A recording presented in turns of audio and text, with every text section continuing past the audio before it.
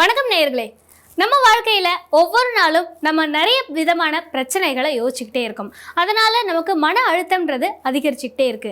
அந்த மாதிரியான ஒரு மன அழுத்தத்துல இருந்து எப்படி வெளிவடுறது அப்படின்றத ஒரு கிளாஸ் தண்ணி மூலயமா ரொம்ப அழகா விளக்க வர்றாங்க நிகழ்ச்சியின் முதல் பகுதியாக வெற்றி பயணம்.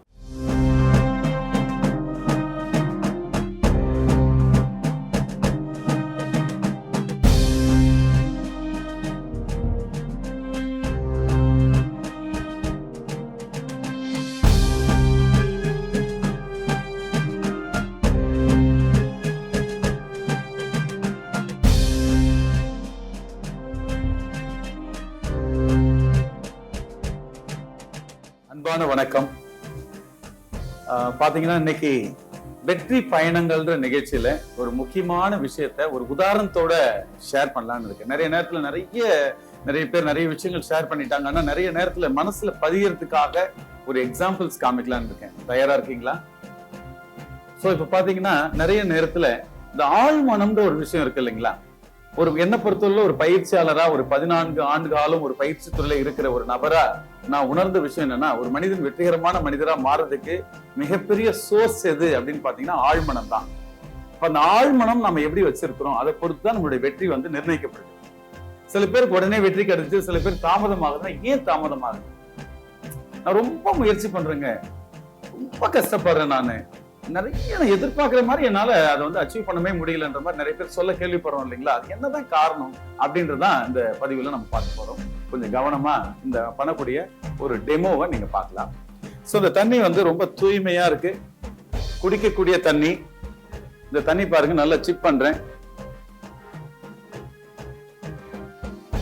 ரொம்ப சுவையா இருக்கு.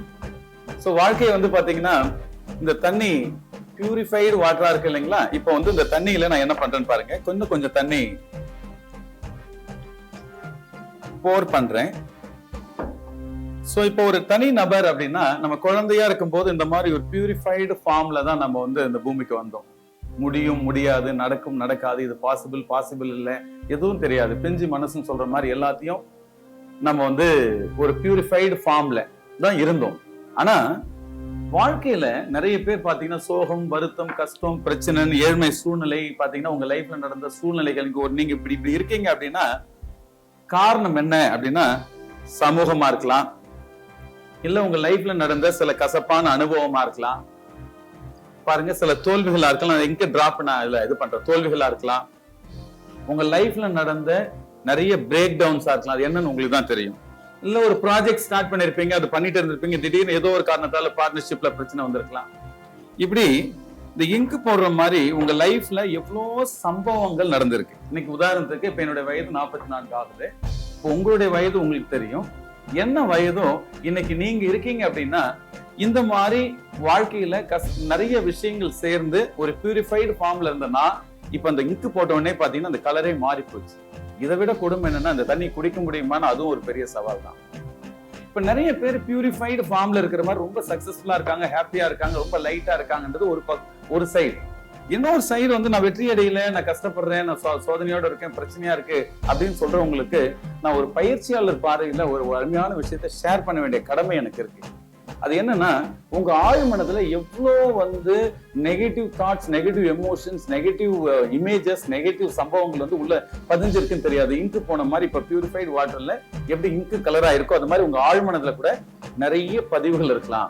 இந்த பதிவை இப்ப நம்ம என்ன பண்ணலாம்னா, இப்ப எனக்கு நல்ல தண்ணி வேணும்னா இதை ஊத்திட்டு நல்ல தண்ணி பிடிச்சு வச்சுக்கலாம் இல்லைங்களா? ஆனா நம்ம ஆழ்மனதுல இருக்கிற பதிவுகளை நம்ம என்ன பண்றது? உதாரணத்துக்கு ஆழ்மனம் சார்ந்த நிறைய புத்தகங்கள் வந்திருக்கு. சப்கான்சியஸ் மைண்டை பத்தி சொல்லணும் அப்படின்னா அது ஒரு ரீரைட்டபிள் சிடிக்கு உதாரணமா சொல்லலாம். உதாரணத்துக்கு ஒரு பதிவு பதிஞ்சிச்சு அப்படின்னா அதை வந்து எரேஸ் பண்ண முடியாது, ரீரைட் தான் பண்ண முடியும். இப்ப அது மாதிரி இப்ப நம்ம சப்கான்சியஸ் மைண்டை ஒரு உதாரணமா எடுத்துக்கலாம். இப்ப இது வந்து ஃபுல்லா நெகட்டிவ் பதிவுகள் இருக்குன்னு எடுத்துக்கோம்.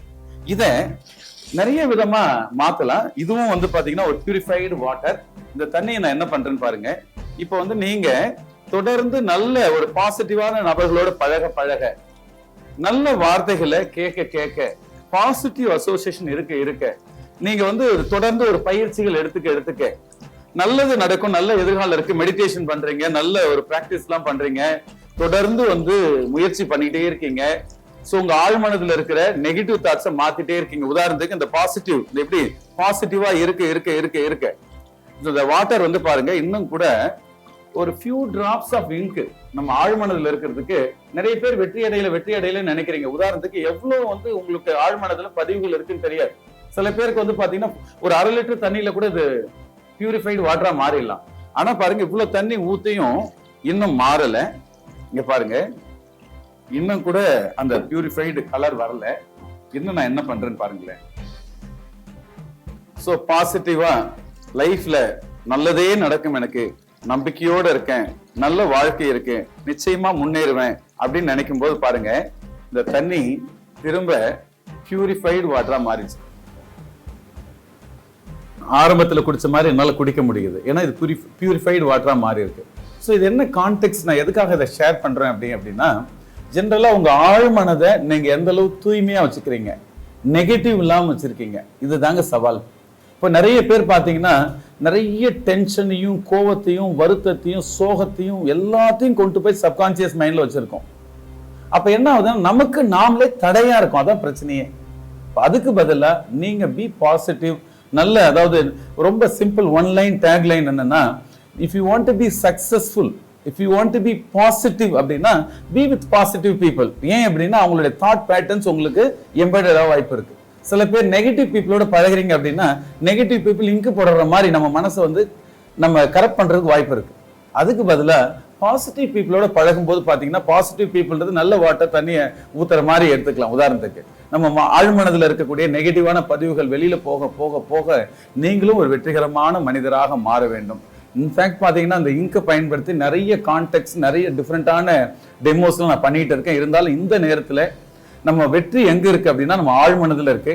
ஆழ்மனதை நம்ம வந்து ஒரு பாசிட்டிவா வச்சுக்கணும், நமக்கு நாமளே தூய்மைப்படுத்திக்கணும். அதுக்கு தான் நிறைய நல்ல புத்தகங்களை படிக்கிறதுல இருந்து, நல்ல பாசிட்டிவ் அசோசியேஷனோட பழகிறதுல இருந்து, நல்ல விஷயங்களை கேட்கறதுல இருந்து, பயிற்சி எடுத்துக்கிறதுல இருந்து, நான் முன்னாடி சொன்ன எல்லா விஷயத்தையும் நீங்க ஃபாலோ பண்ணி தொடர்ந்து நீங்க பயணம் பண்ணிக்கிட்டே இருந்தீங்க அப்படின்னா நிச்சயமா நீங்க ஒரு வெற்றிகரமான மனிதரா இருப்பீங்க. கிட்டத்தட்ட ஆல்மோஸ்ட் ஒரு லைட் ப்ளூ கலர்ல வந்திருக்கும் தண்ணி ஊத்த. ஆனா அந்த கட்டத்துல ஐயோ தண்ணி ஊத்திலே நிறுத்திட்டீங்க அப்படின்னா அந்த ப்ளூ கலரா தான் இருக்கும். அது மாதிரி ஆல்மோஸ்ட் நீங்க வந்து வெற்றிகரமான மனிதரா மாறுறதுக்கான சூழல்ல தான் இருக்கீங்க. தொடர்ந்து செல்லுங்க. ஒரு மாபெரும் வெற்றிகரமான மனிதராக, ஒரு வெற்றி பயணத்தை தொடங்கக்கூடிய ஒரு மனிதரா நீங்க மாறி இருப்பீங்க. வாழ்த்துக்கள். பேரன்புடன் உதய சான்றோன். மீண்டும் அடுத்த ஒரு நாள் நம்ம வெற்றி பயணங்கள் நிகழ்ச்சியில வேற ஒரு கான்செப்ட்ல நான் சந்திக்கிறேன். Thank you so much.